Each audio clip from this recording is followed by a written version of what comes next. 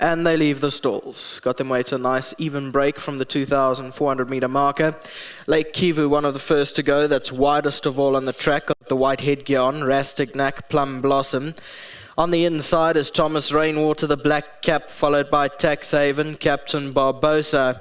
And racing out there towards the back end is Ala Kanani as they make their way down towards the final 1,800 meters or so. And out in front, Rastignac has found the lead, gone about a length and a half clear. Plum Blossom second at the fence. Lake Kivu is one off the rail outside in third. Then came Thomas Rainwater in fourth. Just outside of that, Captain Barbosa, 2 lengths away, Taxhaven, who's one off the fence, with Ala Kanani racing out at the back end of the field, and they race there around 8 lengths off the leader. Past the 1,600 meter mark, and Rastignac takes them along under Pierce Stratum, leads it by 2 lengths. Second place is Plum Blossom, the blue colours on the fence, with Lake Kivu outside of him. Then Thomas Rainwater, Captain Barbosa, those two share fourth position. Then came Ala Kanani and Taxhaven. They the last two down the side of the track with about 1,200 meters left to run. Rastignac still in front, got it only by a length and a half. Lake Kivu second, one off the fence. On the rail is Plum Blossom. Captain Barbosa's fourth, got about 5 lengths to make up, with Thomas Rainwater along his inside. Taxhaven still towards the back, and Ala Kanani remains the trailer. 1,000 meters left to go.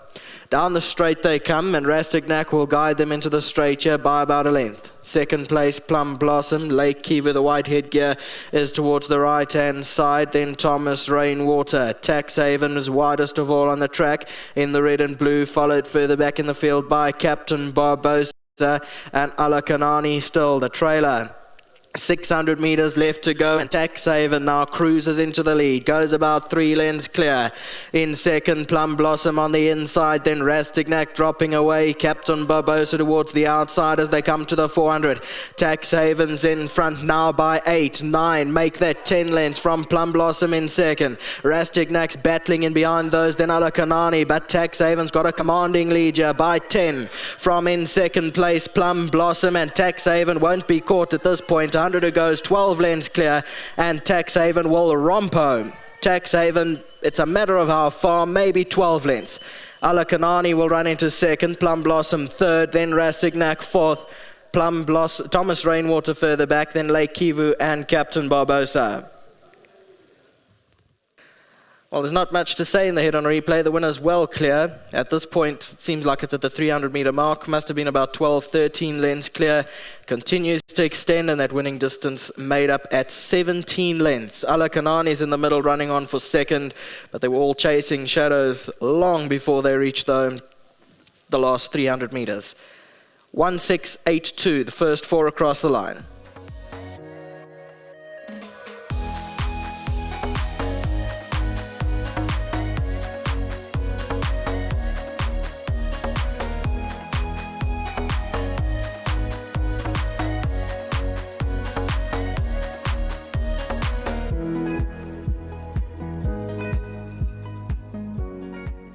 Well, the groom's not here, but Fun One's going to get the money, collect the 1,500 Rand betting voucher from World Sports Betting. Congratulations. Yeah, thank you very much. And I just want to say congratulations to the owners and, of course, to Happy and to Mr. Majid, who's not here, and to World Sports Betting for all their continued support. There you go. Well, you should take over my job the way how well he spoke. Craigie, where is he? Is he Craigie around? Yeah, there's Craigie. Hiding. Craigie, when's the last time you won on a horse by 17 lengths? Quite a while back, Johnny. I think it's when Dominique Saki was still around. Yeah, it's been that long. But he had listen, I mean, he's had the form to win. He's been unlucky, and he's a nice, honest horse. I don't think he's going to stop here. He's as honest as the day is long, and he won well today. He did win really well, Johnny. You know, the first time I rode him, he had the blinkers on and said to Mr. Matchett, please take these blinkers off. He's just doing things a bit too hard, and that's why he's just not running it off. And then we had him in Durban, and everything I got in his way from a wide jaw got in such a good spot, and the short gravel straight caught him out. He was doing low flying late, and he's had 2 runs since then, but he's had excuses. And to be fair, you aren't going to get a field this week, and all he had to do was bring one or two of those good runs, and he was going to put up a good winning margin. I'll be honest, when I was watching the race here with Nick, I said, I actually said, I think you're too far back. And then when you hit the front going through 600, I said to Nico, I hope he hasn't gone too early, but then I saw the rest were just swimming. But yeah, he won a good race. He did. I would have liked to have him right there today if even need. But, 5 of us were out those gates going head and head for about a furlong and a half. And You took a seat. Pierre being on the outside of the 5, there's pressure coming. And Of course. I eventually just took a seat, got him to relax. But I wouldn't have liked to have gone at the 8, but he was just travelling too hard under me. Last thing I wanted to do was clip and break his momentum. And when I was passing them, I saw most of them off the bit and labouring. And he just took you to the front, yeah. that's it. I just took full advantage of it. And he's run a really, really nice race. Well done. Well, let's have a chat. Anything else you got, Craig, even the day? Now I got one more in the 6th, Green Scepter. On best place chance, but really just hoping for the best there. Well done to Mr. Matchett. Great training feed with the source. Well done to his team, to the owners involved. Privileged to get one in their colours, and big thanks for the opportunity to board the source once again, and to my sponsors, Marits Fontenay, thank you. Well done, Craigie. Come in, Mr. Reid.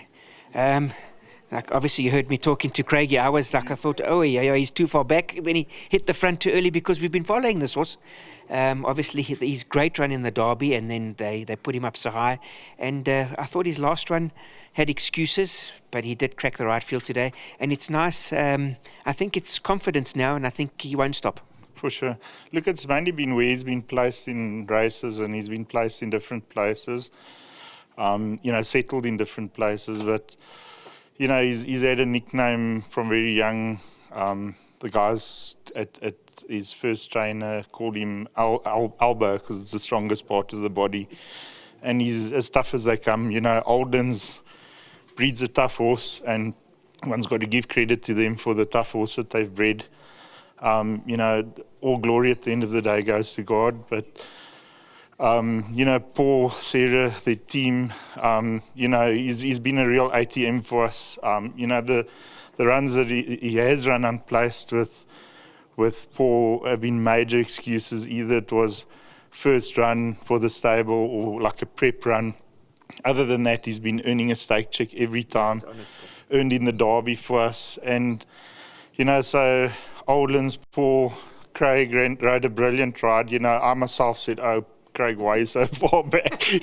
I said exactly the same as you.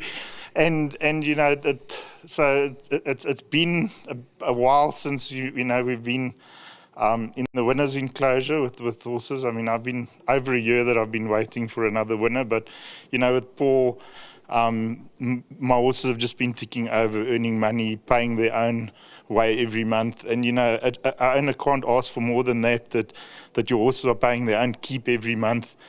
And the tax man, excuse the pun with Taxhaven, is, helping you out as well when you claim. It's really been a privilege having the horses with Paul and gentlemen of the game. Absolutely.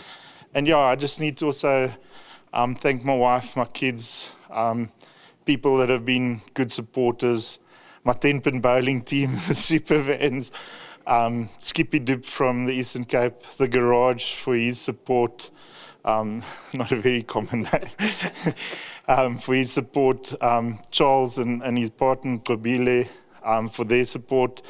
My daughters Jessica and Robin. Jessica tries to be here for every race meeting that she can.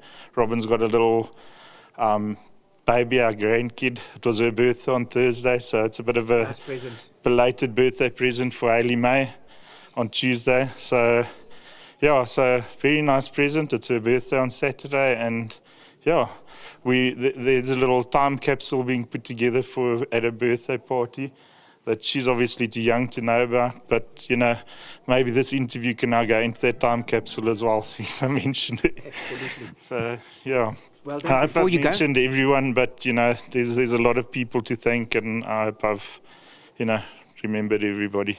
right, before you go, you also get your 15,000 Rand as being a member of the Race Owners Association, and I don't think Taxhaven's going to stop there anyway.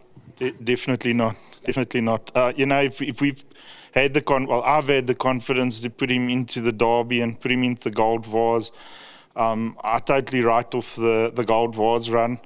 I personally feel he was well placed, settled nicely in the derby, and the wet going maybe helped him a bit as well. So maybe look out for him over this type of distance when it's slightly soft underfoot. I don't want to give all the secrets away, but I've always rated him highly. And, you know, the day I went to the August sales to buy him, I actually initially leased him from Oldlands and then bought him a few months later. And the day I went there for one horse, and it was his name, and I was looking for an Erupt. So Taxhaven, that name just caught me. And when I got there, he was the tiniest horse there. He was still sucking his dummy. Prof. Senna, Ian Senna, sent a bag of oats with him because, you know, that was part of his little dummy and everything. So, yeah. Well done. Thanks a lot. Well done. Well, there you have it. Well done to Taxhaven. Well done to the Matchy Yard. The little guy is not going to stop there. I think he's going to win a couple more races, and he won by 17 lengths. I was 3 out. I thought he won by 20, but a great win. It's always nice to see the favourite romp home like he did.